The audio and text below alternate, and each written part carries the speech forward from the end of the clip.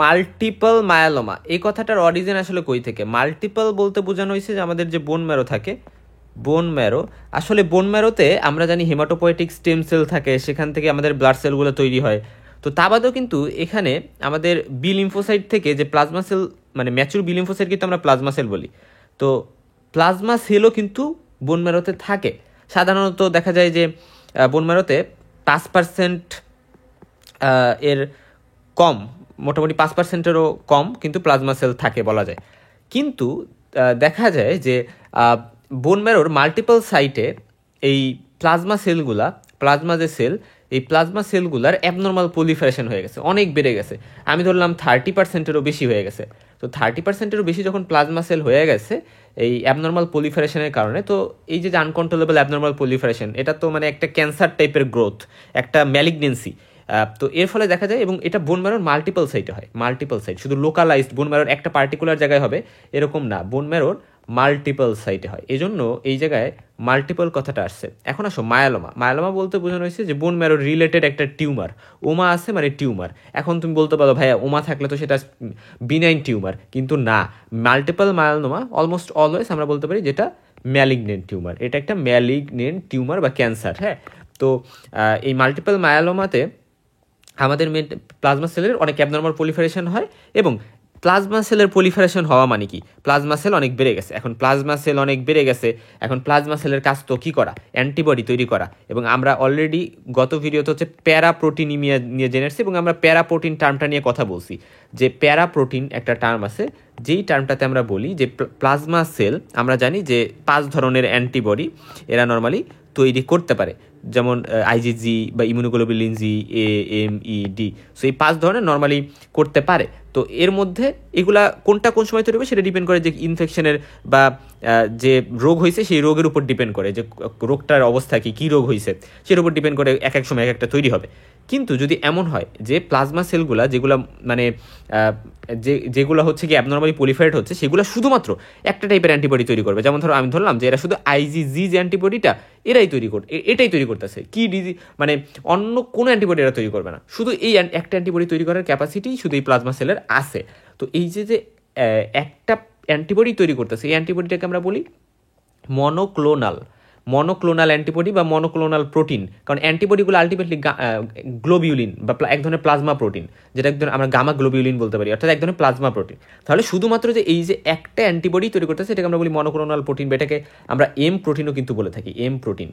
তো এই যে এম প্রোটিন, এটা কিন্তু মাল্টিপল মায়ালোমাতে তৈরি হয়, এবং আইজিজিটাকে আমরা তখন প্যারাপ্রোটিন বলতে পারি, আইজিজিটাকে আমরা এম প্রোটিন বলতে পারি, ঠিক আছে। সো এরকম বিভিন্ন নাম আমরা এটা দিতে পারি। এখন তো এই যে আমার প্লাজমা সেলের অ্যাবনর্মাল পলিফারেশন একটা কথা, এবং এখানে এম প্রোটিন পাওয়া যায়, অর্থাৎ মনোক্লোনাল প্রোটিনই পাওয়া যাবে। এবং সাধারণত দেখা যায় যে মাল্টিপল মায়ালোমাতে আইজিজি, আইজিএ, এই দুই টাইপের মানে প্রোটিনই বেশি তৈরি হওয়ার একটা টেন্ডেন্সি থাকে। মানে জি তৈরি করা মাল্টিপল মায়ালোমা অথবা আইজিএ তৈরি করা মাল্টিপল মায়ালোমা, আইজিএম এটা রিয়ারলি হচ্ছে গিয়া মানে এম প্রোটিন হিসেবে পাওয়া যাইতে পারে। সো এই বেসিক কথাগুলো যদি আমরা বুঝে থাকি তাহলে হচ্ছে আমরা আমাদের যে আলোচনা সেটাতে আমরা প্রসিড করব, ঠিক আছে।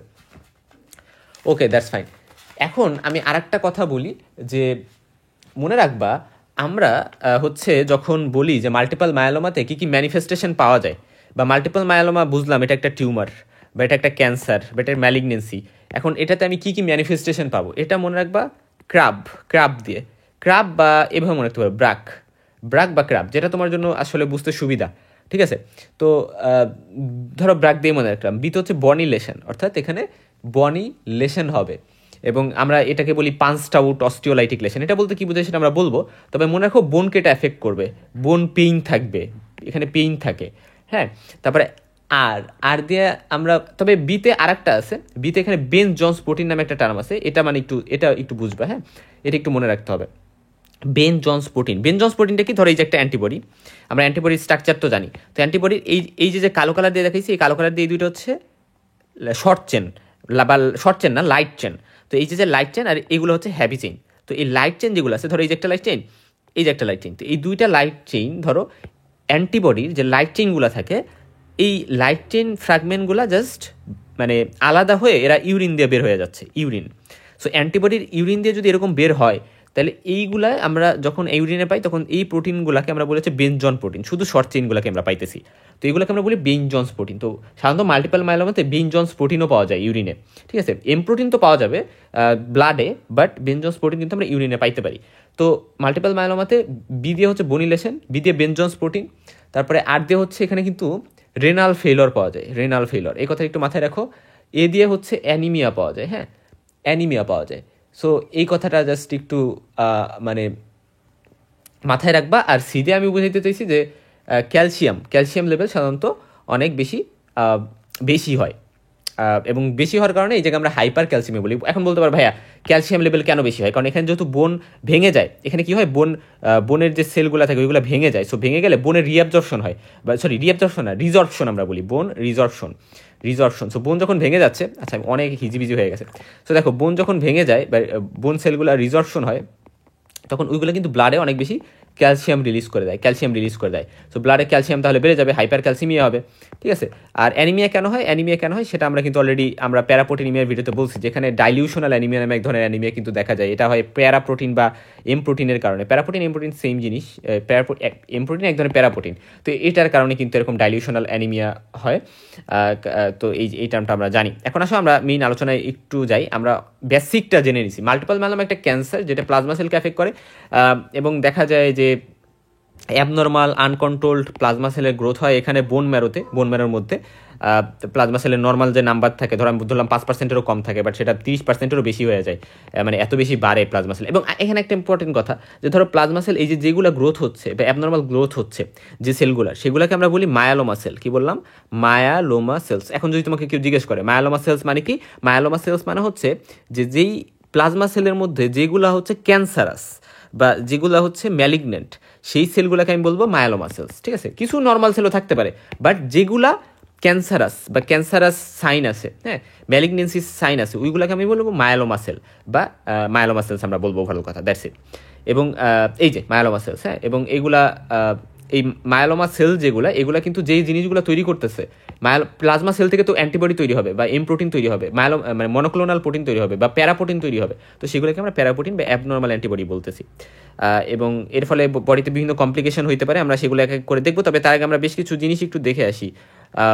যেমন ধরো মাল্টিপল মায়োলোমা সাধারণত অ্যাডাল্টকেই এফেক্ট করবে, বাচ্চাদের এফেক্ট করে না ইউজুয়ালি। এরা 50 থেকে 70 বছর বয়সে বেশি হয়, এবং ইয়াঙ্গার ইন্ডিভিজুয়ালসে কিন্তু এটা রেয়ার। এবং এখানে ওই যে বলছিলাম যে বোনে কিন্তু স্পেশালি ব্যাক, দেখো অনেক সময় ক্লিনিক্যাল কোশ্চেনে দিয়ে দিবে যে ব্যাক বোন বা ব্যাকে পেছনের দিকে বোনে ব্যথা হচ্ছে, বোন পেইন হচ্ছে, ব্যাক পেইন হচ্ছে, এটা কিন্তু একটা কমন সিমটম মাল্টিপল মায়োলোমার, এই কথাটা মনে রাখবা। এবং কেন হয়? কারণ অস্টিওলাইটিক লেশন হয়, এবং দেখা যায় যে বোন ভেঙে যায় মায়োলোমা সেলস দ্বারা, বা এই যে অ্যাবনর্মাল আমাদের মায়োলোমা সেলসগুলো, ক্যান্সারাস মায়োলোমা সেলস থাকে, এগুলোর কারণে, এগুলো এফেক্টের কারণে বোনগুলো কিন্তু ব্রোকেন ডাউন হয়ে যায়, বোনের যে সেলগুলো থাকে, এবং অস্টিওপোরেসিস হয়, বোনগুলো উইক হয়ে যায়, ফ্রাজাইল হয়ে যায়, ভঙ্গুর টাইপের হয়ে যায়, ঠিক আছে। কারণ বোনের যে নর্মাল প্রসেস অফ ফর্মেশন সেগুলোকে এরা ডিসরাপ্ট করে। রিজর্পশন এটাকে হচ্ছে মানে রিজর্পশন নর্মাল যে রিজর্পশনের প্রসেস সেটাকে হ্যাম্পার করবে না। বোন নর্মালি রিজর্পশন কিন্তু হয়, বোনের যে রিজর্পশন হয় না তা না, বাট এটা রিজর্পশনকে বাড়াই দেয়, অস্টিওক্লাস্টিক অ্যাক্টিভিটিকে বাড়াই দেয়, বোন সেলগুলোকে বেশি ডিস্ট্রয় করে, এবং প্যাথোলজিক্যাল ফ্র্যাকচার হইতে পারে। কারণ নর্মালি যখন অস্টিওপোরিসিস হয় এক পর্যায়ে প্যাথোলজিক্যাল ফ্র্যাকচার হইতে পারে, এবং বোন সহজেই ভেঙে যাওয়ার একটা টেন্ডেন্সি কিন্তু থাকে, এবং স্পেশালি স্পাইন বা পেছনের দিকে যে ভার্টিব্রা থাকে সেগুলো বেশি উইক হয়, এবং সেগুলো মানে ফ্র্যাকচারের বেশি চান্স কিন্তু থাকে। এবং অ্যানিমিয়া কিন্তু মাল্টিপল মায়োলোমাতে কমন বলা যায়, কারণ হচ্ছে দেখা যায় যে কেন হয় সেটা আমরা গত ভিডিওতে প্যারাপ্রোটিনিমিয়া যখন বলছি তখন বলছি যে অ্যানিমিয়া আসলে কেন হয়।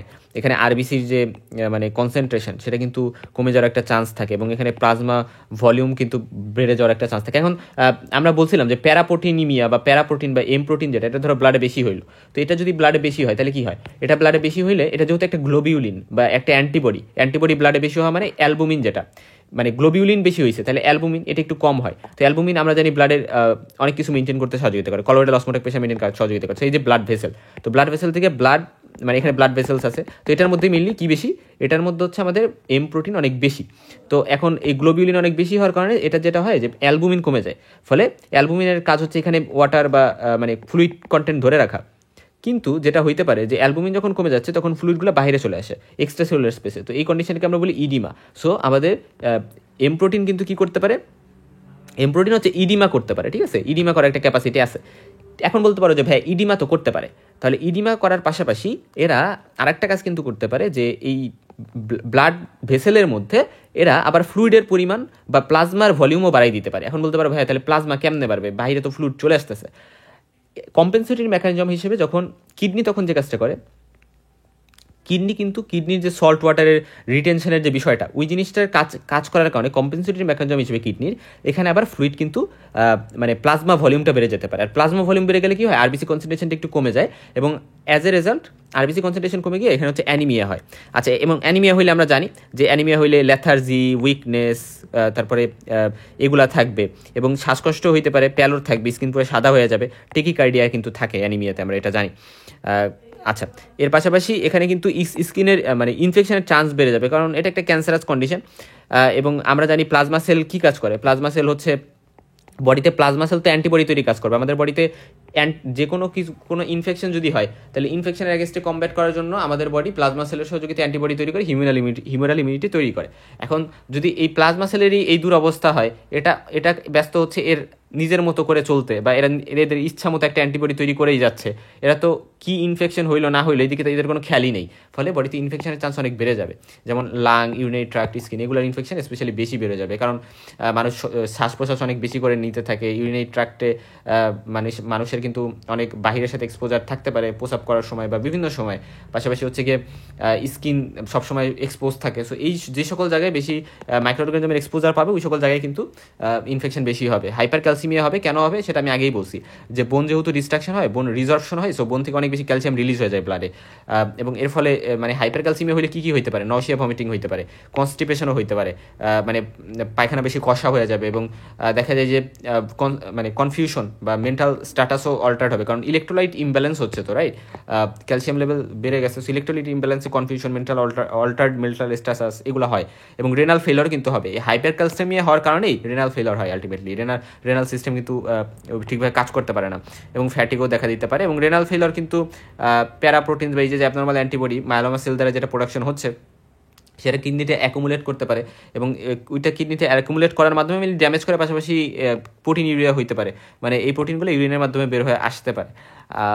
এবং রেনাল ফেলার হইলে কিন্তু সেটা খুবই ডেঞ্জারাস, এবং এর ফলে ডায়ালাইসিস লাগতে পারে। এবং অ্যামাইলয়েডোসিস, মানে আমি আগেই বলছিলাম যে প্যারাপ্রোটিনগুলো ডিপোজিট হয় বিভিন্ন টিস্যুতে, অর্গানে, এবং সেগুলো অ্যামাইলয়েড ফিব্রিলস আকারে, প্লাক্স আকারে সেগুলো থাকে, এবং এগুলো হার্ট, কিডনি, লিভার এগুলাতে জমা হয়ে এই অর্গানগুলো, এই ভাইটাল অর্গানগুলো বিভিন্ন ফাংশনে প্রবলেম করতে পারে, ফেলার করে দিতে পারে, ডিসফাংশন করে দিতে পারে। নিউরোলজিক্যাল সাইনের মধ্যে স্পাইনাল কর্ডের কম্প্রেশন, নার্ভ ড্যামেজ এগুলোও কিন্তু করতে পারে এই মায়োলোমা সেলগুলো এখানে স্প্রেড করে, এবং সিমটমস হিসেবে ব্যাক পেইন হবে, ওই যে ব্যাক পেইনের বিষয়টা, হ্যাঁ, এবং লেগ উইকনেস হবে, সেন্সেশন লস হবে, নামনেস হবে, নামনেস মানে সেন্সেশন লস, তারপরে হাঁটতে কষ্ট হবে। সেরকম বিভিন্ন প্রবলেম এখানে দেখা যাচ্ছে। ব্লিডিং ম্যানিফেস্টেশন কিন্তু থাকতে পারে, এটা খুবই ইম্পর্টেন্ট। এবং কারণ আমরা কি জানি ব্লিডিং ম্যানিফেস্টেশন কেন থাকবে, প্লাটিলেটকে ঠিকভাবে কাজ করতে দেয় না, প্লাটিলেটের ফাংশনকে বাধা দেয় প্যারাপ্রোটিন বা এম প্রোটিন যেগুলো থাকে, হ্যাঁ।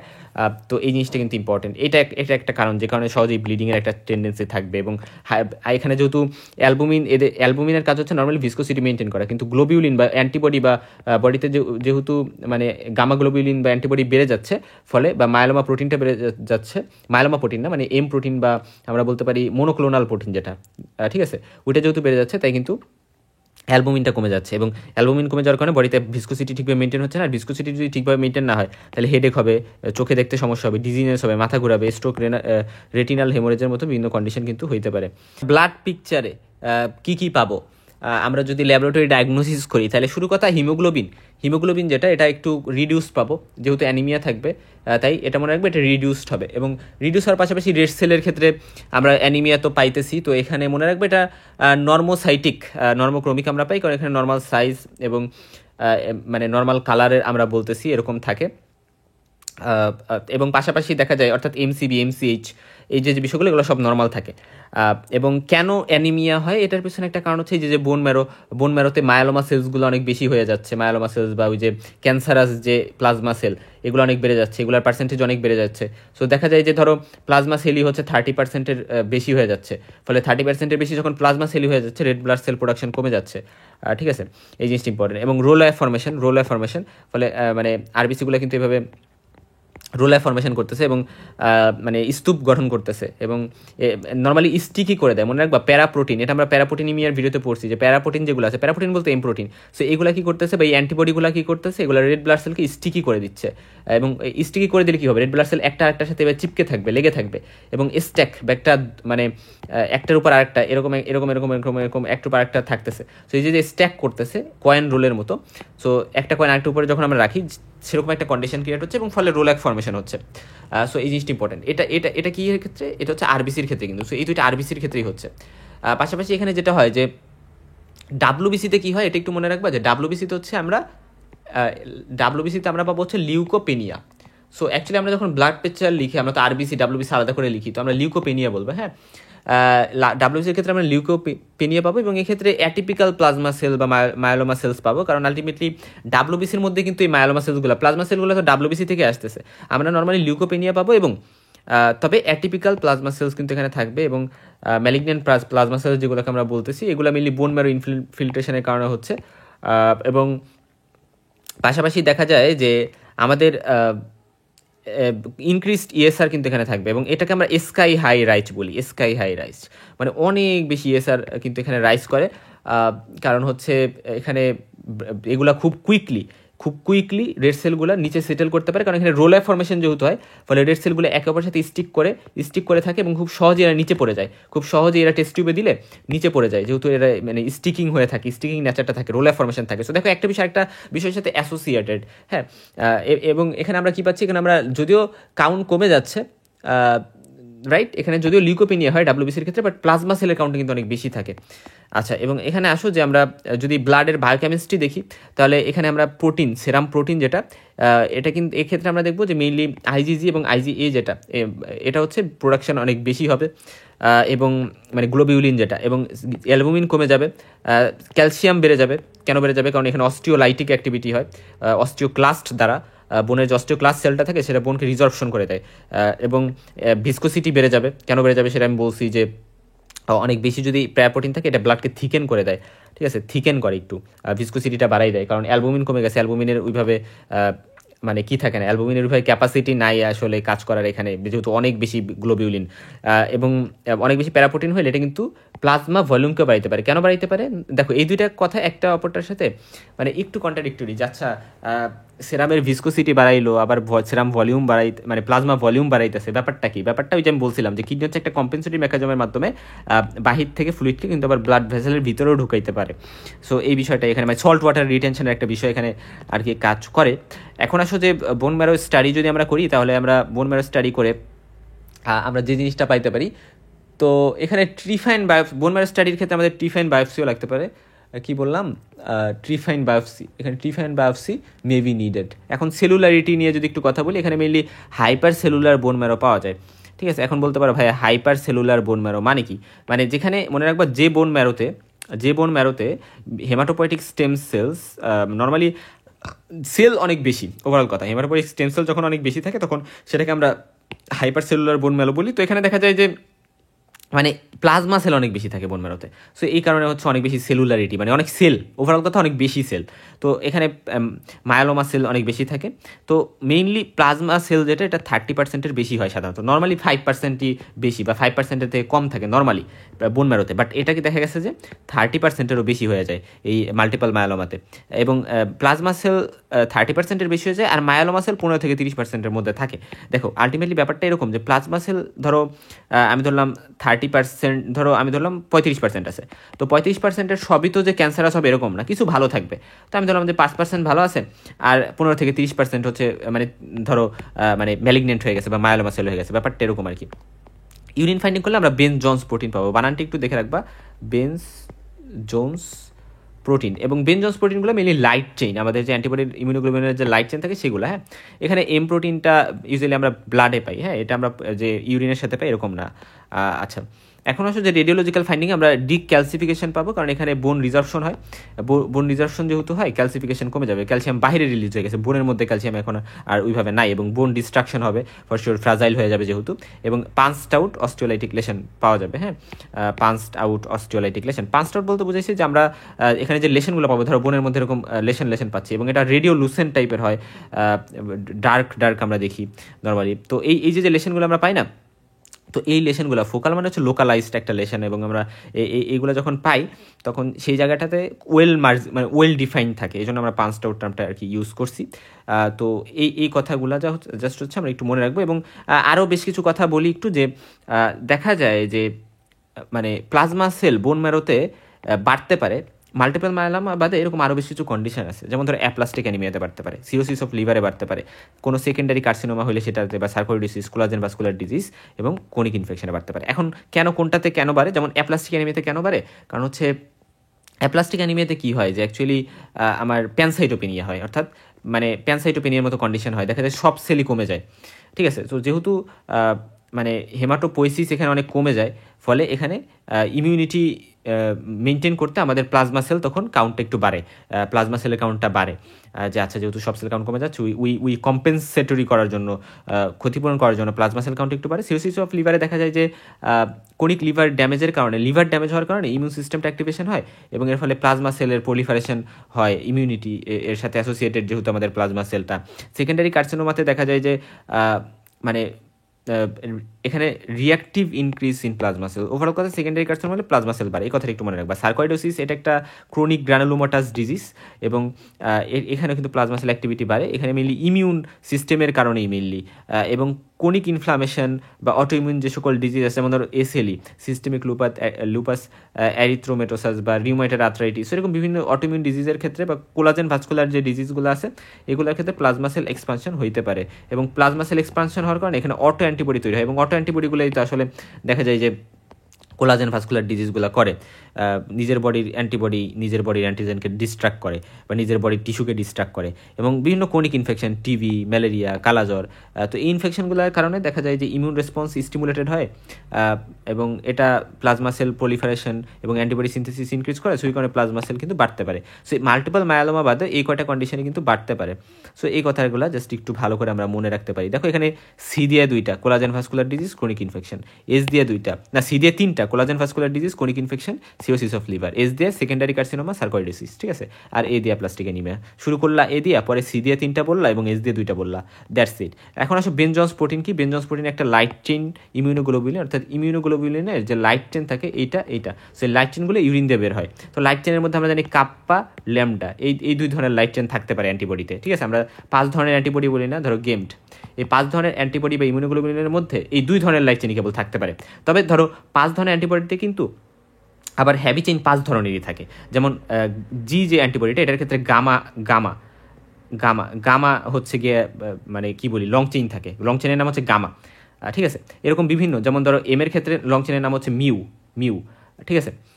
সো তারপরে ই এর ক্ষেত্রে লং চেনের নাম হচ্ছে এফসাইলন, হ্যাঁ। সো এরকম বিভিন্নটার ক্ষেত্রে বিভিন্নটার নাম, হ্যাঁ। আচ্ছা, এবং ডি এর ক্ষেত্রে delta. So but light chain 2টাই থাকে, কাপ্পা, ল্যামডা, এটা আমরা জানি। এবং এখন বলতে পারো যে বেন জন্স যে প্রোটিন, সেটা ইউরিনে যখন মানে ইউরিনে অ্যাপেয়ার করে বেন জন্স প্রোটিন, এটা আর কি, যে ফ্রি মোনোক্লোনাল লাইট চেইন, এখানে লাইট চেইন কথাটা ইম্পর্টেন্ট।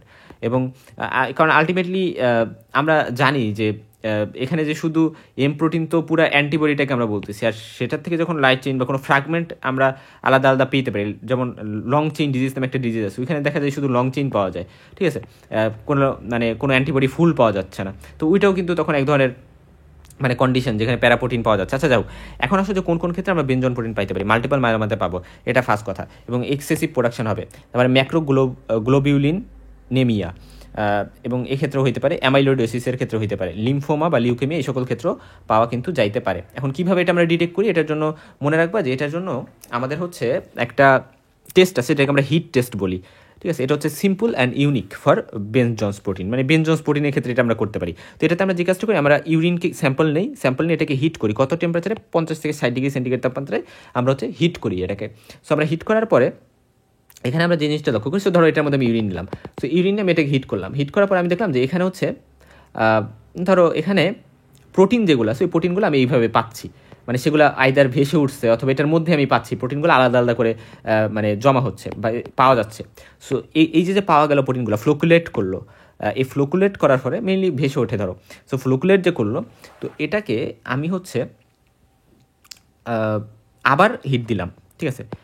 আবার হিট যখন দিলাম, হিট ধরো আবার যখন আমি হিট দিতে থাকলাম, তখন দেখা গেল যে এরা ডিজলভ হয়ে গেল, মানে প্রোটিনগুলো এখন আর ভেসে নেই বা এখন ফ্লোকুলেট হয়ে নাই, এরা একেবারে মিশে গেছে পানির সাথে, ঠিক আছে, ডিজলভ হয়ে গেছে, ঠিক আছে। আবার যখন আমি এটাকে কুল করলাম, অর্থাৎ এটাকে আমি ধরো 60 ডিগ্রির নিচে নিয়ে আসছি টেম্পারেচারটাকে, আবার কুল করলাম, অর্থাৎ আমি 50 থেকে 60 নিয়ে আসছি বা এরও নিচে, তাহলে দেখা যাবে এটা আবারও রিঅ্যাপিয়ার করছে। অর্থাৎ আমি কি বুঝলাম, তাহলে বেন জন্স প্রোটিনের একটা ইউনিক প্রপার্টি আছে যে এরা প্রিসিপিটেট করে লো হিটে, লো হিট বলতে 50 থেকে 60, বাট এদের যদি আমি হাই টেম্পারেচারে দিই তাহলে এরা আবার ডিজলভ হয়ে যায়। সো এই ক্যাপাসিটি থেকে আমি এই বেন জন্স প্রোটিনের স্পেশাল একটা ক্যাপাসিটি থেকে আমি হচ্ছে এদের কিন্তু ডায়াগনোসিস করতে পারি। এখন মেইনলি আমরা যে এই যে প্যারাপ্রোটিন ডায়াগনোসিসের জন্য আমি বলছিলাম যে মাল্টিপল মায়োলোমার যদি কনফার্মেটরি টেস্ট বলি, আমি এখানে ল্যাব ডায়াগনোসিস দেখলাম বা আমি আরও বিভিন্ন কথা বললাম, বাট যদি কনফার্মেটরি টেস্ট বলা হয় যে মাল্টিপল মায়োলোমার কনফার্মেটরি টেস্ট আমি কীভাবে করবো, তাহলে কিন্তু ফার্স্ট কথা যে আমরা এখানে বোন ম্যারো, একটা তো বোন ম্যারো স্টাডি আমরা করবো, এটা তো করবো বোন ম্যারো স্টাডি, বাট তার থেকে একটা ইম্পর্টেন্ট টেস্ট আছে, এটাকে আমরা বলি হচ্ছে মানে সেরামে যে প্রোটিন আছে, যেমন এম প্রোটিন আমরা ডায়াগনোসিসের জন্য সেরাম প্রোটিন ইলেক্ট্রোফোরেসিস অথবা আমরা বলতে পারি ইউরিনারি প্রোটিন ইলেক্ট্রোফোরেসিস কিন্তু করা যাইতে পারে। এই হিট টেস্টের মাধ্যমে আমরা বেন জন্স প্রোটিন ইউরিনে আইডেন্টিফাই করতে পারি, তারপরে ইউরিনে কিন্তু আমরা বেন জন্স প্রোটিনের জন্য ইলেক্ট্রোফোরেসিস টেস্টও করতে পারি, ঠিক আছে।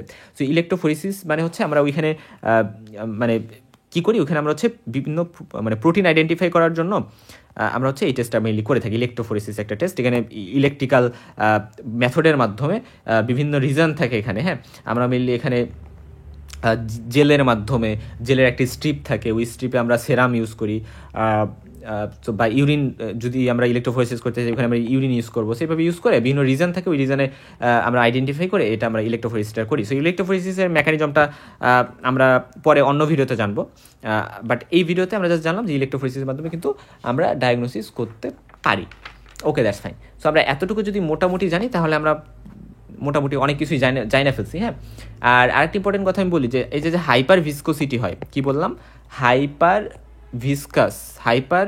ভিসকোসিটি যে করতে পারে আমাদের প্যারাপ্রোটিনের কারণে ব্লাডটা হাইপার ভিসকাস হয়ে যেতে পারে, যেটাকে আমরা হাইপার ভিসকোসিটি সিনড্রোমও বলতে পারি, যারা হাইপার ভিসকোসিটি সিনড্রোম করতে পারে। তো এটার ফলে কী লক্ষণ হতে পারে, ব্লাড যদি বেশি ভিসকাস হয়ে যায় তাহলে এটার ফলে কী হতে পারে, এটার ফলে ভিজুয়াল ইম্পেয়ারমেন্ট হতে পারে, কি বললাম, ভিজুয়াল ইম্পেয়ারমেন্ট, ঠিক আছে। তারপরে নিউরোলজিক্যাল প্রবলেম হইতে পারে, তারপরে ব্লিডিং হইতে পারে, তারপরে ক্রায়োগ্লোবিউলিনেমিয়া নামে একটা কন্ডিশন আছে, এটাও কিন্তু হইতে পারে। সো এই টার্মগুলো একটু জেনে রাখো, হ্যাঁ। ভিজুয়াল ডিস্টারবেন্স হইতে পারে, তারপর হচ্ছে নিউরোলজিক্যাল প্রবলেম হইতে পারে, তারপর হচ্ছে ব্লিডিং হইতে পারে, ক্রায়োগ্লোবিউলিনেমিয়া হইতে পারে, ঠিক আছে।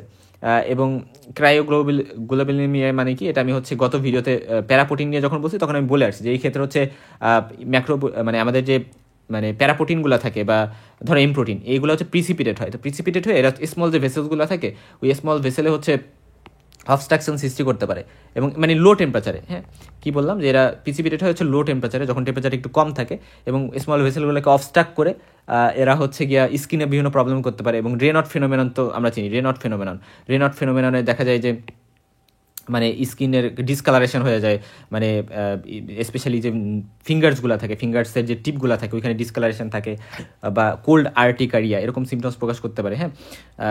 আর তা বাদে হচ্ছে ব্লিডিং টেন্ডেন্সি এখানে বাড়তে পারে, এবং নিউরোলজিক্যাল প্রবলেম, ভিজুয়াল ডিস্টার্বেন্স এগুলো করতে পারে, ব্লাড যখন বেশি ভিসকাস হয়ে যায়, বেশি ঘন হয়ে যায়।